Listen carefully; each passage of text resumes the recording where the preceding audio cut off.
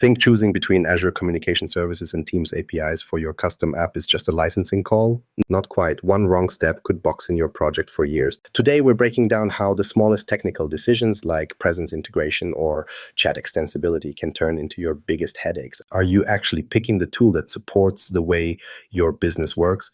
Identity Showdown. Who really owns your user? If you've ever tried to roll out a simple chat feature and ended up staring at 3 different login screens, you're not overthinking it. The identity question is where everyone thinks this journey should be easy until the user flows start piling up. Internal staff need single sign-on with all the bells and whistles, contractors come in as guests with who knows what email provider, and the customers on your website just want to post a support question without seeing a university thesis on privacy policy checkboxes. You try to balance these needs, but the second you grab Azure Communication Services, you're managing its own user system. Go with Teams APIs, and suddenly you're deep in Azure AD, wrangling consent flows, organizational boundaries, and more screens than your users ever signed up for. Here's where it gets real. Let's say someone on your team builds out a slick support chat. They want your internal account reps to just show up. SSO done. But then marketing asks, can guests join too?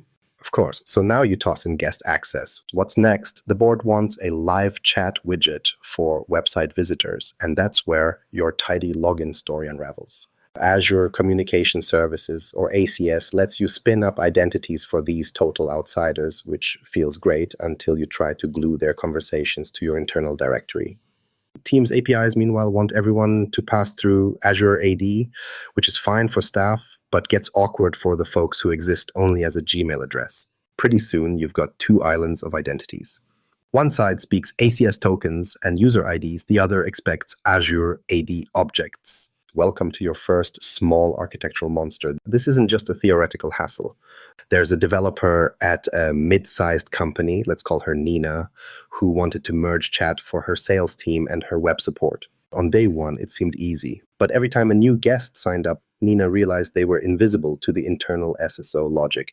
End result? She's managing 2 separate user databases, custom code mapping one to the other, and fielding emails about why guests can't just sign in with Google. Each feature request chips away at her sanity. Someone wants chat history visible in Teams. Another wants guests to move seamlessly between calls and messages with the same identity. Her solution? Let's write a bridge service, which by month 2 turns into 3 microservices, a spreadsheet of mapping rules, and a lot of Monday mornings spent debugging token expirations. Digging a little deeper, what actually happens when a user signs in? ACS uses its own user access tokens, which are simple to hand out for external people. Still, that means you, the developer, are now responsible for the lifecycle, provisioning, refreshing, and revoking tokens without any help from Azure AD's policies. If someone leaves your customer list, it's your job to kick them out. Teams APIs, in contrast, latch onto Azure AD. Internal users don't even think about consent screens. They're already trusted by the organization. But as soon as you add a new guest, Azure AD wants to run the guest invitation process, full-on emails, admin approval, and a little dance of accept invitation. Friendly secrets and identity federation become the new normal. And the moment you dare to reach outside your company, you're back at square one, building logic to connect the dots between ACS tokens and Azure AD objects. Security flows? Well, ACS gives you a sharp knife. Full control, but all the liability. You can build your own authentication logic, display the sign-in with Microsoft button, or craft a white label experience for B2C users. But it's on you to enforce MFA, revoke access, and avoid handing out tokens like candy. Teams APIs, meanwhile, force your hand. You inherit whatever policies the tenant admins have configured. Sometimes that keeps you safe, sometimes it boxes you into corners you didn't predict. Consent screens pop up for every new permission. Contacts, calendars, chat, you name it, especially when you try to reach out across organizations or bring in guests from hundreds of domains. Which approach is right? If your app needs to scale to thousands of anonymous website users or one-off guests, ACS gives you the steering wheel. You control the access, the onboarding, and there's no bureaucracy unless you choose it. But if your focus is internal, your sales, support, or HR teams chatting in a closed circle, Teams APIs save you from new user management headaches and spoon-feed you organizational policies, whether you like them or not. You still need to think about mapping identities when someone crosses the guest internal divide, but at least for staff, you'll avoid building yet another homebrew SSO solution. Here's the rub. Today you might need only basic guest chat, but next quarter the business could pivot. You suddenly need reliable cross-org calls, or customers want integration with their own SSO. Did you just trap yourself in a system that can't flex with your changing needs? For external users at true scale, ACS's flexibility is hard to beat, but the cost is more manual identity plumbing and ongoing code maintenance. Teams APIs, meanwhile, give you the safety net for internal folks and occasionally for guests who survive the Azure AD invite process. Of course, once you've picked your identity strategy, you're only just getting started. The next round of tough choices waits in feature sets, where some gaps aren't obvious until a user asks for something that sounds simple on paper. Calling, chat, and presence, where the gaps hide. If you've ever assumed chat is just chat and calls are just calls, you learn pretty fast that users don't see it that way. Not once they start asking for status lights, rich conversations, or joining meetings with a click. Out of the box, it's easy to check the boxes. Both Azure Communication Services and Teams APIs advertise voice and video calling, messaging, and even simple notifications. Where it gets interesting is what happens when you need one more thing, like showing which reps are on a call or letting someone react with a thumbs up mid-conversation. The differences feel small on a sales pitch, but can flip your whole app experience once you start wiring up real features. Start with presence. The reality is Teams APIs have this locked down. Presence updates, the little green, yellow, or red indicators that light up next to users, come baked into Teams and by extension its APIs. The Graph API makes it simple to reflect who's available in Do Not Disturb or Away, and users report changes instantly throughout the Teams app and anything riding on the same directory. ACS, meanwhile, gives you no direct line into Teams presence. If you're thinking, I'll just display who's available from the sales team in my customer portal, ACS won't fetch that from Teams out of the box. To get presence with ACS, you'll need to roll your own, track when a user is in a call, simulate away or offline. Or, if you're determined, build a complicated sync with Azure AD and Teams APIs, none of which ships with clear documentation or support. Picture this scenario. A mid-sized company rolls out a brand new sales demo platform for their reps. They choose ACS since it lets them embed chat and call features on a custom site. All good until leadership wants to surface real-time status for every rep, so customers don't ping someone who's already in a call. ACS can certainly indicate when its users are on a call within their own ecosystem, but if that salesperson is currently stuck in a Teams meeting elsewhere, ACS won't know. Suddenly, the simple task of showing available or busy means bolting on middleware, tapping graph presence, and making sure statuses stay updated when users bounce between Teams, ACS, and outside apps. When it comes to chat, Teams APIs and ACS reveal bigger gaps than people expect. Teams APIs mirror much of what's built into the Teams client. Conversations can be threaded, you get reactions, rich cards, replies with context, and even files linked into a message's history. If you want your custom app to look and feel like Teams or need your users to not lose any features they use all day, the APIs map pretty much point for point. ACS, on the other hand, trims things back. Chat is plain, no threads, basic message reactions, and you're left to add features like conversation context and advanced search if they're needed. There's freedom here. ACS won't force you to use Teams UI patterns or impose unneeded baggage. But building up feature parity is a manual job, especially if marketing comes calling for custom emojis, polls, or persistent chat across devices. SDKs drive most integration decisions down the road. ACS takes a broad swing here. It ships with native SDKs for web, iOS, and Android, enabling mobile-first teams or those eyeing embedded chat in an existing app to stand something up quickly. The development experience is fairly unified, and documentation walks you through common use cases. Teams APIs lean heavily on the Microsoft Graph, and for more interactive scenarios, the bot framework.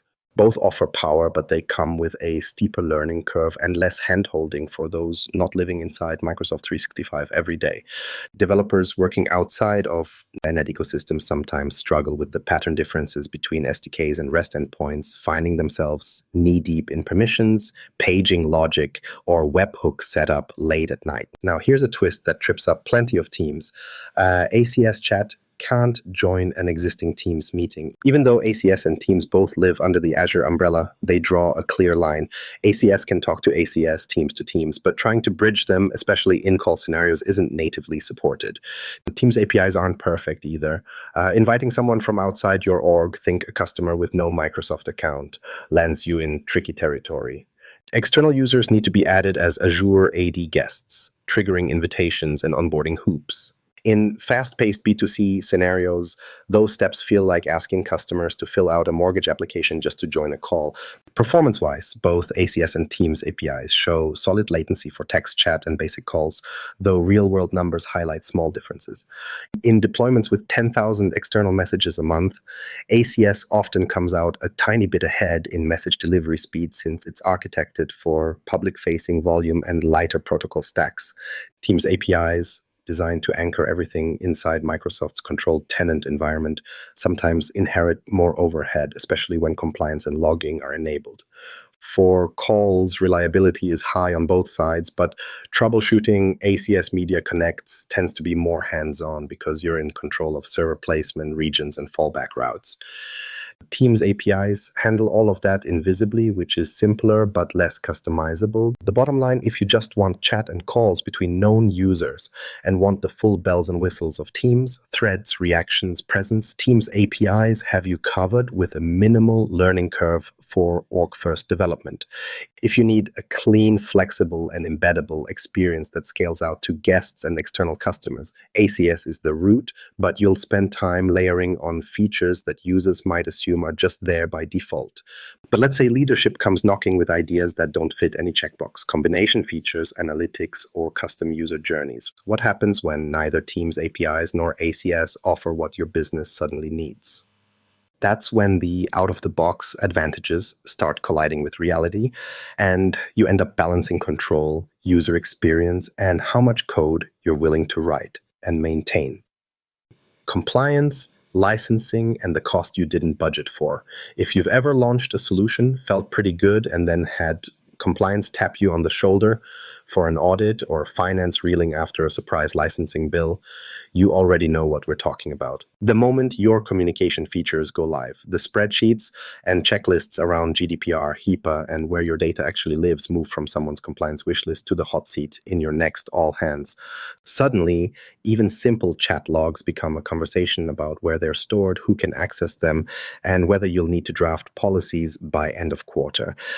On the licensing side, what starts out as just extend chat to the customer portal can mushroom into a tangle of E3 versus E5 seats, monthly message limits, and per-user surcharges with very little warning.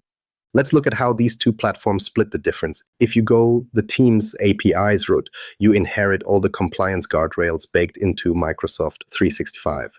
For organizations used to paperwork, that's a huge relief. You get Microsoft's data residency options, built-in encryption, e-discovery, legal hold, DLP, the whole set. But there's a catch. That convenience comes with the licensing model Microsoft loves. Every user consuming those APIs needs a proper license, usually E3 or E5. If you want to unlock things like advanced audit or compliance, prepare to stack on extra SKUs or navigate premium graph API limits that don't always show up in the first demo. Message limits, throttling, and hidden quotas aren't a hypothetical, they're a reality the minute your usage spikes. For smaller or internal-only projects, this is manageable. Once external users pile in, costs become less predictable, and keeping the CFO happy starts to feel like a second job. Now, ACS takes a different route and drops a different set of responsibilities in your lap. At first, the pay-as-you-go pricing is almost refreshing. You pay for calls, SMS, and messages as you go, and there's no tie to Microsoft 365 seats. For startups scaling B2C chat or adding voice to a support portal, this model is easier to defend at budget meetings. But you trade simplicity in one area for complexity in another. ACS hands you raw building blocks. You decide where messages, recordings, and metadata are stored, and you sign up for encrypting those pieces, managing states, implementing data retention, and if you're in a regulated industry, running your own compliance audits. If your legal team comes knocking and asks for audit logs or proof of secure deletion, there's no e-discovery button. You're writing scripts, wiring up CM connectors, and hoping your app's audit events line up with what your compliance leads want to see. Here's a real story. A regional healthcare group decided to roll out chat for patient-doctor consults. They used ACS to keep costs down and control the user experience. Launch was smooth. 2 weeks later, they received an urgent audit request where were encrypted chat logs stored, who had access, and was anything kept outside of their cloud region. It took a week of engineering time, combing through diagnostic logs and a couple of late nights pushing updates just to tick off all requirements set by HIPAA. Where Teams APIs would have plugged the audit trail directly into Microsoft 365's Compliance Center, ACS left them holding the keys and the liability. Licensing with Teams APIs looks simple on the marketing page, included with Microsoft 365. But reality has caveats. Enterprise features such as advanced compliance, even things like chat message export, can require premium add-ons. Some Graph API endpoints enforce request limits or reserve premium features for customers willing to pay more, especially at scale. Suddenly, building an app for 100 staff isn't just another internal project. It means synchronizing with whoever manages your corporate licenses, tracking usage, and finding out mid-quarter that the free feature now needs an add-on license. Regions and data residency become another design lever. Teams APIs keep all data in the existing tenant, following Microsoft's standard commitments for regional availability. This makes it simple for most compliance teams. Data doesn't need to move, and there's a clear story during audits. ACS, on the other hand, gives you far more freedom. You can spin up instances in multiple Azure regions, let traffic stay closer to global users, or meet nuanced residency rules for Europe, Asia, or the US. But with great power comes extra checklists. You're now responsible for confirming where chat logs, call recordings, and user metadata live. If you misconfigure, your customer's data might end up where it shouldn't. So what do the numbers look like when you actually compare? For a scenario with 10,000 external chat messages a month in ACS, you'll pay a small predictable monthly cost, no per-user licensing, and no upfront commitment. For Teams APIs, licensing 100 users, say for a support team, all year under E3, E5 becomes expensive upfront, but that predictable spend satisfies most procurement teams. The kicker comes if your user base spikes. ACS scales smoothly in cost, but you'll need to revisit compliance every step. Teams APIs lock you into licenses, but compliance is mostly a solved issue as long as you don't break boundaries by exporting data elsewhere. Storing chat logs outside Microsoft 365, especially when using ACS, is the classic compliance pitfall. Once logs or call data leaves the safety of Microsoft 365, all bets are off. You become the data processor and must prove to regulators that data is encrypted, access is logged, and disposal follows strict retention settings, something Teams APIs typically keep off your plate. This becomes even trickier the minute you go after new customers, global markets, or plan for hypergrowth. If your solution needs to meet foreign regulatory requirements or work for thousands of users you've never met, are you ready to staff up on compliance, or would you rather pay more but let Microsoft handle the headaches? ACS absolutely shines for agile global rollouts and close cost control, but you're taking on the compliance ownership for every new feature and every region. Teams APIs are the safer route for regulated industries, but only if you're comfortable absorbing licensing charges and living with the walls Microsoft puts around your data and users. The wildest part is that no two projects hit these trade-offs the same way. And just as you finish your compliance spreadsheet, someone will ask to add a feature that calls for a new region or a new type of guest access, pushing you back into planning mode before the ink on your last invoice is dry. Hybrid play, when mixing ACS and Teams APIs, makes sense. Most teams look at Azure Communication Services and Teams APIs and assume it's a binary choice. You pick one, then live with what you get. But in the real world, business needs don't line up so conveniently. You'll see edge cases pop up where neither platform has the feature mix or flexibility you need. For example, maybe you want to let external customers message your support teams through a website widget while ensuring those messages show up for internal agents inside Teams. Or you might need to invite guests to a Teams meeting, but those guests can't or won't go through Azure AD guest onboarding. Other times, a chatbot needs to serve both employees signed in with company credentials and unauthenticated users out on your public portal. These are the sorts of real-world use cases that push people to consider a hybrid solution, mixing capabilities from both ACS and Teams APIs. Now, hybrid setups sound powerful on paper, and they can be if you're up for handling the messiness.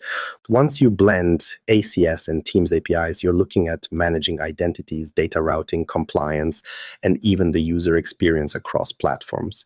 None of that magic is automatic. For instance, take a company that uses ACS to connect with external customers and partners, embedding chat and calling on their main support portal. It works well. Customers get fast direct access without creating a Microsoft account. But then the support team asks to see those same conversations inside Teams alongside their other chats and meetings. Suddenly, you're building a bridge between two identity systems and two sets of APIs.